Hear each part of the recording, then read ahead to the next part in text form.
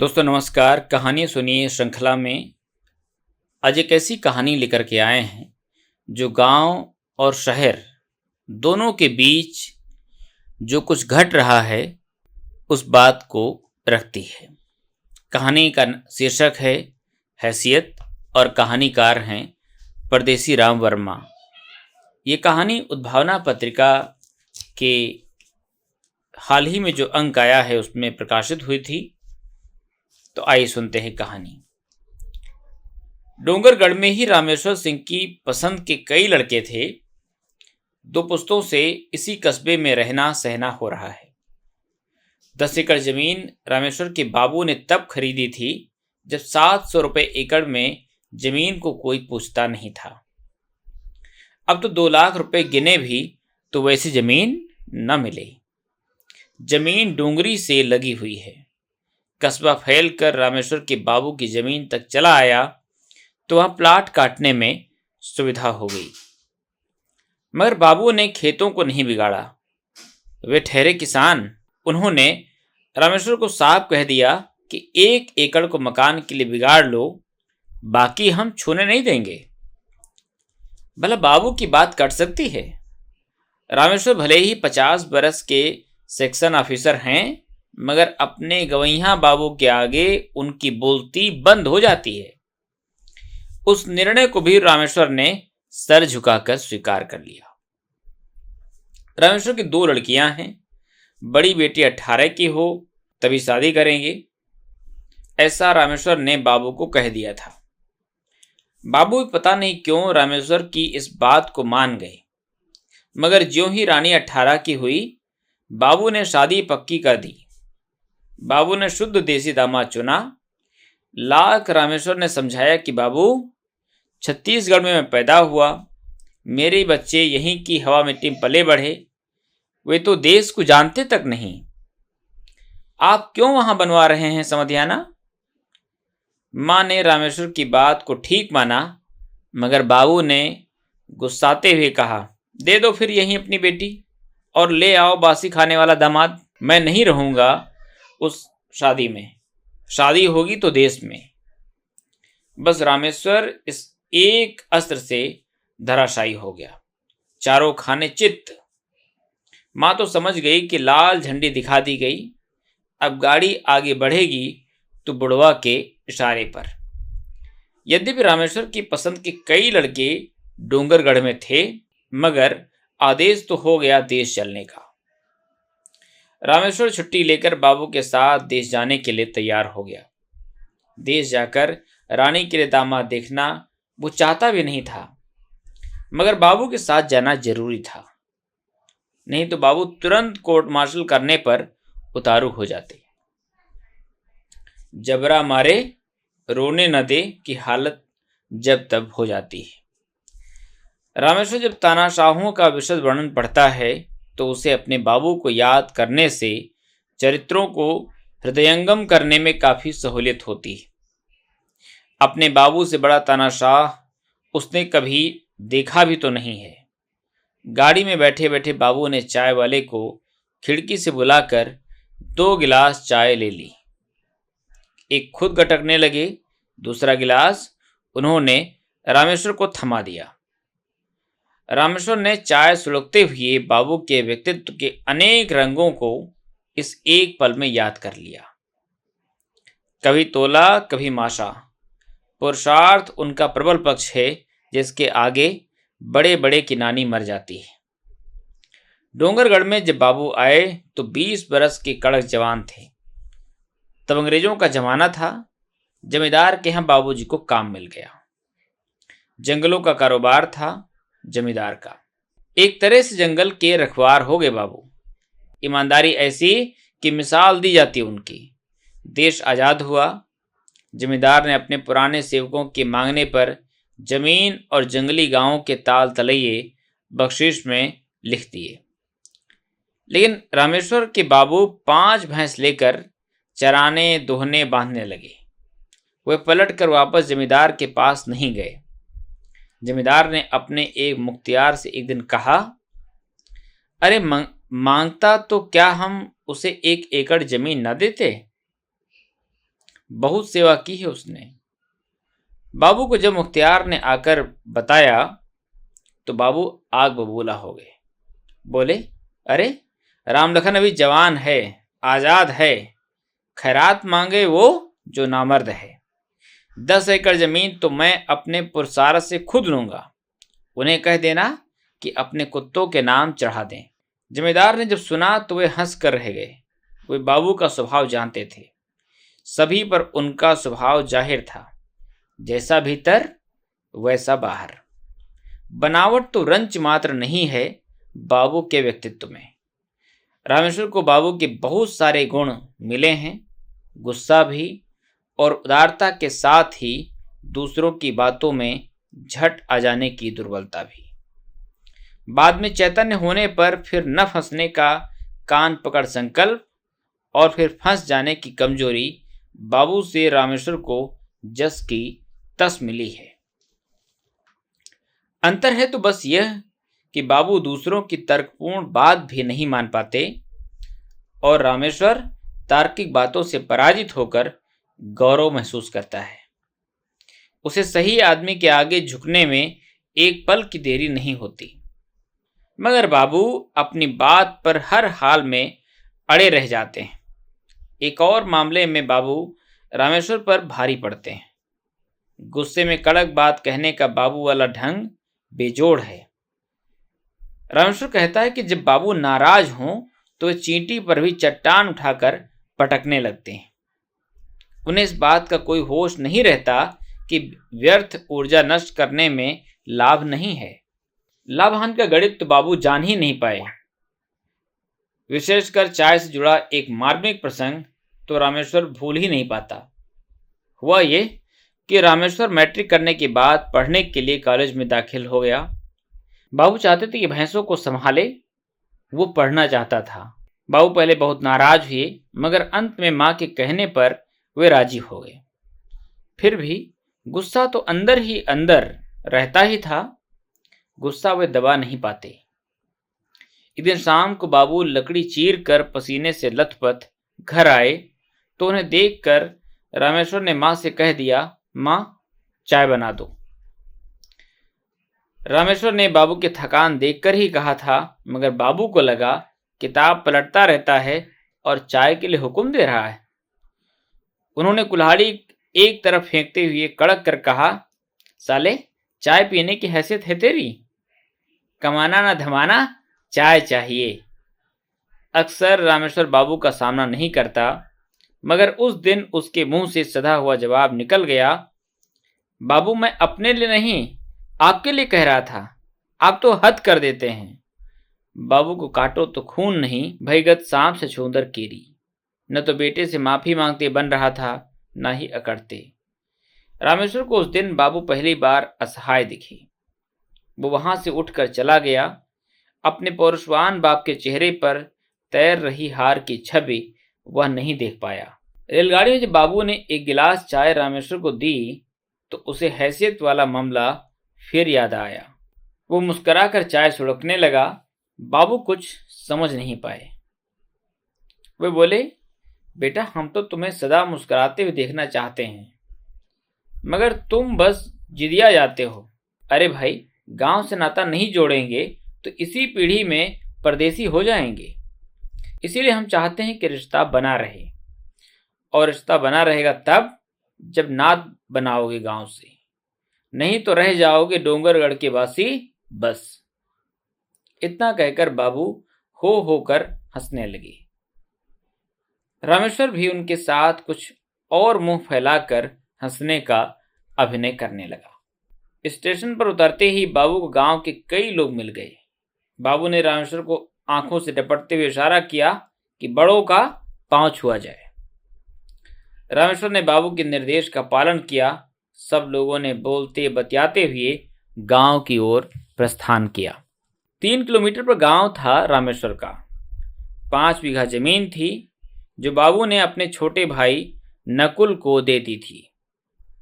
नकुल चाचा के 2 बेटे थे, एक शिक्षक हो गया था, एक बिजली बोर्ड में इलेक्ट्रीशियन। खेती चाचा ही करते थे। एक पोखर भी था, 10 पेड़ आम भी थे। अच्छी गृहस्थी थी नकुल चाचा की। उन्होंने झुककर बाबू को प्रणाम किया। बाबू ने जी भर आशीष दिया। फिर दुनिया जहान की बातें हुई। धीरे धीरे गांव के लोग आने लगे। आंगन भर गया।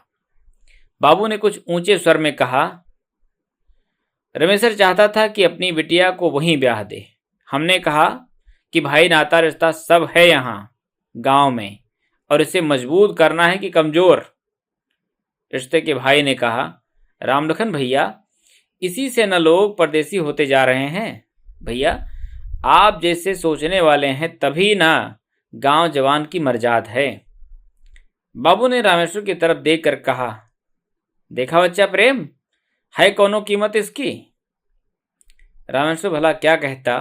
तय हो गया कि पास के गांव के सजाती बंधु के यहाँ जो बात पिछले बरस से चल रही है उसे अंतिम रूप दिया जाए। सुबह 4-5 लोग पहुंचे रिश्ता जमाने। रामेश्वर आगे आगे, सब पीछे पीछे। रामेश्वर ने सबसे पहले अपने समधी से भेंट की। बाबू का चरण स्पर्श कर रामेश्वर के होने वाले समधी ने साथ में आए लोगों को भी प्रणाम किया। सब रिश्ते में बड़े जो थे। बाबू ने कहा, बेटा, यह है संस्कार। इसी से ना इधर आ मरने को जी करता है। क्या हुआ जो 60-65 बरस बीत गए वहां, मगर माटी की गंध तो नाक में बसी हुई है। रामेश्वर ने कुछ नहीं कहा। थोड़ी देर बाद शादी की बात चलने लगी। रामेश्वर का समधी बालमुकुंद चंट आदमी था। उसने हंसते हुए कहा, बाबू, हमारे तो पिता हैं नहीं, सो आप जैसे रामेश्वर भाई के पिता वैसे हमारे भी। हम क्या कहें, सब आप ही कह दें। बाबू और सब संभाल सकते हैं, मगर भावनात्मक बातों के प्रहार के आगे वे निरुपाय हो जाते हैं। जाने कितनी बार वे इस तरह की शब्दावली प्रयोग में लाने वाले बेटों को कलेजा काट कर दे चुके हैं। इस बार तो और मजबूत जाल में फंसे थे बाबू। रामेश्वर देख सुन तो सकता था, मगर कह कुछ नहीं सकता था। उसकी हालत उस ग्वाले की तरह थी जो बछड़े को भेड़िए की मांद में खुद भाग कर जाते देखता तो है, मगर कुछ कर नहीं पाता। बाबू ने पुनः कहा, बेटा बालमुकुंद, तुम ही कहो कि चाहते क्या हो। अब रामेश्वर का माथा ठनका, मगर बाबू के आगे तो कोई बोल नहीं सकता। बालमुकुंद ने कहा, बाबू, हम तो आपके आगे बहुत छोटे से आदमी हैं। हमारी लाज रखिए या जग हंसाई करवा दीजिए। बाबू को ताव आ गया। ये तो जरूरत से ज़्यादा मसाला लगाया जा रहा था। उन्होंने कहा, बेटा, 10 तोला सोना तो हम बिटिया को पहनाएंगे और नगद रुपया 2 लाख देंगे। तुम फिक्र मत करो। वाह भाई वाह, इसे कहते हैं कलेजा, साथ में आए एक सज्जन ने कहा। कुछ देर की चुप्पी के बाद बालमुकुंद अचानक उठा और बाबू के पांवों में गिर कर रोने लगा। बाबू ने पूछा, बेटा, कुछ गलत कह रहे हैं क्या? शुभ कार्य की शुरुआत में भला ये कैसा असगुन करते हो? सुबकते हुए बालमुकुंद ने कहा, बाबू, हम तो आपके दास हैं, खरीद लीजिए, मगर गांव जवार में हंसी न उड़वाइए। बाबू ने कहा, तो तुम ही कहो ना बच्चा।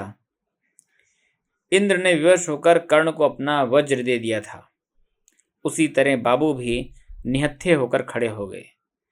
रामेश्वर ने महसूस किया कि ठंडे और गहरे जल में उसे डुबाने का जतन समधी जी कर रहे हैं, और मजे की बात यह कि गांठ बांधने में अज्ञानवश उसके बाबू भी मदद कर रहे हैं। बालमुकुंद ने आंखें पोंछ ली। तब तक घर से नाश्ते का सामान आ गया था। बालमुकुंद ने सबको नाश्ता दिया, लेकिन बाबू अड़ गए। बोले, बच्चा, जब तक तुम खुश होकर हाँ न कर दो, हम पानी तक नहीं पिएंगे। रामेश्वर ने बाबू के हाथ पर धीरे से अपना हाथ रखकर इशारा किया। बाबू ने उसके हाथ को झटक कर तुनकते हुए कहा, तुम निष्फिक्र रहो जी, अभी हम जिंदा हैं, वचन हम निभाएंगे। हाथ पर हाथ धर कर इशारा कर रहे हैं। बात करो तो साफ साफ।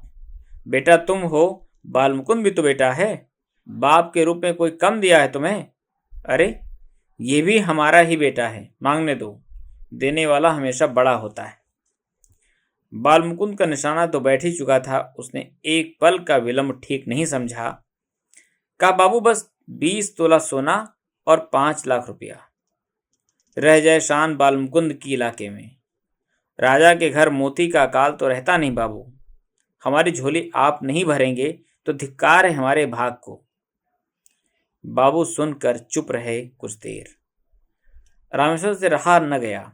उसने कहा, समधी जी, उतना ही मांगिए जितना पच जाए, जच जाए। ये तो आप हमें कंगाल करने का। अभी रामेश्वर कुछ और कहता कि बाबू ललियाई आंख लिए हुए उठ खड़े हुए। उनके मुंह से फेन निकल रहा था। वे बोले, अपनी हैसियत पे रहो जी, अभी राम लखन जिंदा हैं। शादी हम कर देंगे, तुम नाहक मुंह मत मारो। इसने जो मांगा है तो समझ लो हमारी हैसियत देखकर ठीक ही मांगा है। कमाने के लिए ही ना हम यहां से बाहर गए, तो आखिर किस दिन के लिए कमाए हैं धन।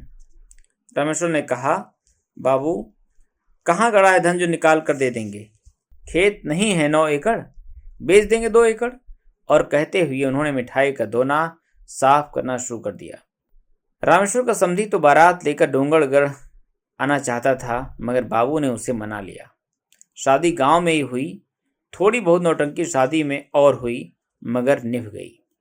रामेश्वर ने लड़की की विदाई के बाद डोंगरगढ़ लौटते हुए बाबू से कहा, बाबू छत्तीसगढ़ में पली बड़ी लड़की जाने कैसे यहाँ निवाह करेगी। बाबू ने घुड़कते जवाब दिया, हाँ, तुम्हारी लड़की छत्तीसगढ़ में पैदा होकर देश में निभा नहीं सकती। मैं भी तो किसी देसी का बेटा था, कैसे निभा ले गए छत्तीसगढ़ में। बतियाते हो बिना शऊर के। सारनाथ एक्सप्रेस में बैठने के बाद रामेश्वर ने थोड़ी देर चुप रहकर पुनः कहा, बाबू अब तो आपकी बात मैं मान ही चुका, मगर एक अर्जी मेरी भी है। बात तनिक ध्यान लगाकर आप सुने। इस बार बाबू चुप टुकुर टुकुर देखने लगे। जब उन्हें कुछ नहीं सूझा तो उन्होंने स्टेशन के बाहर चाह गर्मा गर्म चाह कहते हुए गुजर रहे लड़के को रोक लिया। चाय का कुल्हड़ हाथ में लेते हुए पुनः रामेश्वर के होठों के कोरों पर हंसी तैर गई। बाबू ने इस बार पूछ ही लिया, अच्छा बच्चा, ये बताओ कि बेर बेर कुल्हड़ हाथ में लेकर तनिक मुस्कुरा क्यों देते हो। कुछ देर तो रामेश्वर चुप रहा। उसने तौल कर देखा कि कहीं सही कारण बताने पर बाबू आहत न हो जाए, मगर रामेश्वर अपने बाप के इस गुण से परिचित था। सच्ची बात को नतशिर स्वीकार करने में वो अव्वल थे। अपनी गलती को झट स्वीकार कर लेने के इसी पैतृक गुण ने रामेश्वर ने स्वप्रयास से कुछ परिष्कृत कर लिया है। बाबू आंख नीची कर चुपचाप गलती स्वीकार करते हैं। रामेश्वर खुले रूप में सर्वांग भाव और शब्द योजना के साथ साथ स्वीकार करता है। इस मायने में वह दुर्लभ आदमी है। बाबू को एक नजर देखकर रामेश्वर ने कहा, बाबू हंसने का कारण बता दूं तो आप उखड़ तो नहीं न जाइएगा। बाबू ने चाय सुलगते हुए कहा, बच्चा रामलखन सच के आगे सर नवा देता है। बाप झूठ कहे तो ना मानो, बेटा सच कहे तो आंख मूंद कर स्वीकारो, यही तो सिद्धांत है मेरा। बता ना बेटा, तू हंस क्यों देता है कुल्हड़ पाकर। तब रामेश्वर ने सविस्तार सब बता दिया। बाबू सुनकर हो हंसने लगे। कुछ देर हंस लेने के बाद उन्होंने कहा, तुमको तो कवि होना चाहिए था बच्चा। रामेश्वर ने मन ही मन कहा, कवि तो बाबू आप हैं। जो सच कहने और सहने की परंपरा समृद्ध करे वही तो कवि है। रामेश्वर ने बिटिया ब्याह तो दी देश में, मगर खटका उसे बराबर लगा रहता। लड़की बुद्धिमान थी, फिर भी वहां उसे सब सहज नहीं लगता। माह भर बाद बाबू पुनः नातिन को देखने देश गए। वहां रामेश्वर के समधी ने बाबू से कहा, 10 दिनों के लिए आप बैलों की जोड़ी दे दीजिए। मांग सुनकर बाबू पशोपेश में पड़ गए। उन्होंने अगर किसी को जान से अधिक चाहा है तो वे हैं बैल। वे हमेशा शानदार बैल रखने के लिए इलाके में विख्यात रहे। कभी कोई उनसे बैल मांग लेता तो वे कह देते कि भैया मुझे जोत लो मगर बैल न मांगो। कई लोग तो उन्हें इसी तरह कातर और अधीर देखने के लिए बैल मांग लेते। लेकिन इस बार मिलत एक दारुण दुर्ख देही, बिछड़त एक प्राण हर लेही का हिसाब था। एक तरफ था रामेश्वर जैसा आज्ञाकारी बेटा, दूसरी ओर था उसका चंट समधी। बेटी देकर बाबू फंस गए थे, कुछ कह न सके। अब उन्हें रामेश्वर की याद आने लगी। इलाके के आधार पर मोह बस रिश्तेदारी बनाने के निर्णय पर बाबू दुखी होने लगे, मगर कहें तो किससे कहें। पुनः रामेश्वर के समधी ने कहा, बाबू बस 10 दिन की तो बात है, फिर लौटा दूंगा। बाबू ने धीरे से हाँ कह दिया। जैसे राजा दशरथ ने छाती पर पत्थर रखकर राम लखन को विश्वामित्र के साथ भेज दिया था, उसी तरह बाबू बैलों को रोते मन से देने पर विवश हो गए। बैलों को देते बोले, बेटा ये बैल बड़े दुलारे हैं, इन्हें मारना नहीं। रामेश्वर के समधी ने दुष्टतापूर्वक कहा, बाबू इन्हें तो हम पूजेंगे, मारेंगे कहाँ। बाबू जैसे बेसुध हो चुके थे, 2 दिन तक खाना नहीं खाया। रामेश्वर को उन्होंने तुरंत खत लिख दिया कि जल्दी आ जाओ, मामला नाजुक सा है। 15 दिन बाद रामेश्वर ने आने को कहा। वह जब 15 दिन तक नहीं दिखा तो बाबू स्वयं बैल मांगने चल पड़े। उनका बस चलता तो वे दूसरे दिन ही बैलों को ले आते। शाम का समय था, बाबू पहुंच गए नातिन के गांव। संयोग ही था कि बैलों पर गेहूं लाद कर बालमुकुंद खलिहान ला रहा था। बैलों पर लदा तिगुना भार देखकर बाबू द्रवित हो गए। उनकी आंखें गीली हो गईं। बैल भी उनकी आहट पाकर उनकी ओर दौड़ पड़े। भारी भार और लदान के बावजूद बैल छुट्टे सांड की तरह मिचरा कर दौड़ आए। बाबू दोनों बैलों से बारी बारी गले लगकर रोने लगे। बालमुकुंद को यह नाटक जमा नहीं। उसने कहा, बाबू आदमी की तरह रहिए, जिनावर से लिपटा लिपटी क्या करते हैं, रह गए न छत्तीसगढ़िया ही। बाबू की आंखें ललिया गईं। वे बोले, बालमुकुंद रिश्तेदारी न होती तो तुम्हें बतला देता कि तुम क्या हो। दूसरों को गरियाना आसान है, खुद को आदमी बनाना मुश्किल। बालमुकुंद ने बाबू का ऐसा तेवर देखा न था। वह कुछ सहम गया। तब तक बालमुकुंद का बेटा अशोक वहां आ पहुंचा था। उसने दादा ससुर को प्रणाम किया। अशोक के कहने पर बाबू घर तक गए और चाय पीकर बिना कुछ बात किए घर आ गए। कुछ दिनों बाद रामेश्वर पहुंचा। उसे बाबू ने सब सविस्तार बताया। बताते बताते वे सिर भी धुनते, कहते, बेटा तुम ठीक कहते हो, जो जहां बस जाए वही उसका देश हो जाता है। हवा पानी अन्न जल मित्र पड़ोसी ही तो स्वभाव तय करते हैं। मैं तो जिद्दी हूं ना, मार लेता हूं पांव कुल्हाड़ी पर। रामेश्वर ने कम अवसरों पर बाबू को इतना व्यथित पाया था। उसने जान लिया कि चोट गहरी लगी है। उन्हें लेकर वह फिर समधियाना गया। वहां चरबत्ता के बीच ही बालमुकुंद ने कह दिया कि बैलों को तो हम दहेज मानते हैं। जो बैल ले जाना हो तो नगद 20,000 गिन दीजिए, या फिर ऐसे ही दूसरे बैल ले दीजिए। बात खत्म। मगर बातें भला इस तरह कहाँ खत्म होती हैं। रामसन ने कहा, समधी जी हम कल 20,000 देकर बैल ले जाएंगे, दूसरी जोड़ी खरीद कर नहीं दे सकते। एक मूक गैया सी बिटिया तो बांध बैठे आपके खूंटे से, अब नाहक और हत्या का पाप अपने ऊपर क्यों ले भाई। यहाँ तो हम अकेले पड़ जाते हैं, भला आपसे लड़कर जीत भी कहाँ पाएंगे। अपने देश में बेटी ब्याहना चाहता था, बाबू के कारण परदेश में बांध बैठा। जहाँ बल देने वाला कोई नहीं, वहाँ भला निर्वाह कहाँ। तब तक चाय आ गई थी। बाबू ने चाय सुलगते हुए रामेश्वर की ओर देखा। कप हाथ में लेकर रामेश्वर ने बाबू की ओर। बाबू को जाने क्या हुआ, वे चाय का कप नीचे रखते हुए बालमुकुंद से बोले, बालमुकुंद अपने जाए बेटे को तो हम छोड़ते नहीं, तुम्हें जाने किस कमजोरी के कारण बर्दाश्त कर रहे थे। सुन लो एक बात, जितनी की हैसियत हो उतनी ही बात अच्छी लगती है। ऐसे सजीले बैलों को बांधने की क्या हैसियत है तुम्हारी। बाबू की इस बात से रामेश्वर उस चिंता की घड़ी में भी हंस पड़ा।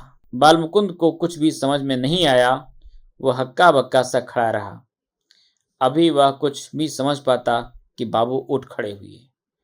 उन्होंने बैलों को झटके से खोल लिया और बाहर निकलते हुए बालमुकुंद से कहा, पहले हैसियत बनाओ, तब मांगना बाप से बैल। दोस्तों, ये रही कहानी हैसियत। अगर आपको अच्छी लगी हो तो इसे दोस्तों के साथ साझा करिए और किताबी दुनिया से जुड़िए। आप चाहें तो हमें कुछ आर्थिक रूप से सहयोग भी कर सकते हैं, जिससे हम इस तरह के कार्यक्रम आप तक आसानी से पहुंचाते रहें और नई नई जो हमारी योजनाएं हैं उनको भी हम पूरा कर सकें। आप चाहें तो अपनी राय भी हमें लिख सकते हैं। शुक्रिया।